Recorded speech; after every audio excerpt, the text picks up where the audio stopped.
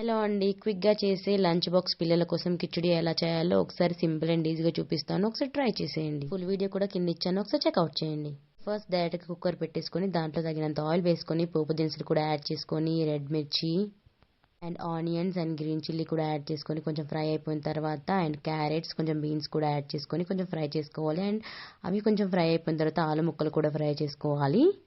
Next దీంట్లోకి ఒక 2 tomato ముక్కలు కూడా కట్ చేసి యాడ్ చేసుకున్న తర్వాత ఇవి కూడా కొంచెం మగ్గిపోవాలి. దాంట్లో కొంచెం సాల్ట్ వేసిన తర్వాత ఒక 10 మినిట్స్ ముందు నానబెట్టుకున్న కొంచెం పెసరపప్పు అండ్ కొంచెం పసుపు కూడా యాడ్ చేసి ఒకసారి మిక్స్ చేసుకోవాలి. తర్వాత ముందుగా నానబెట్టుకున్న 2 కప్పుల రైస్ కూడా యాడ్ చేసుకోవాలి.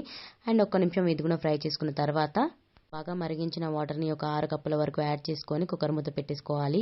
సో ఎగ్జాక్ట్గా 3 విజిల్స్ తర్వాత ఇలా ఓపెన్ చేసేసుకొని కొంచెం కొత్తిమీర యాడ్ చేసుకొని మిక్స్ చేసుకొని దీంట్లో కొంచెం రైతా యాడ్ చేసుకొని తింటే ఎంత బాగుంటుందో అస్సలు ఎక్స్పెక్ట్ కూడా చేయరు. చాలా బాగుంటుంది. పిల్లలకి లంచ్ బాక్స్లోకి ఇస్తే మాత్రం చాలా ఇష్టంగా తింటారు. వీడియో నచ్చితే సబ్స్క్రైబ్ చేసేయండి.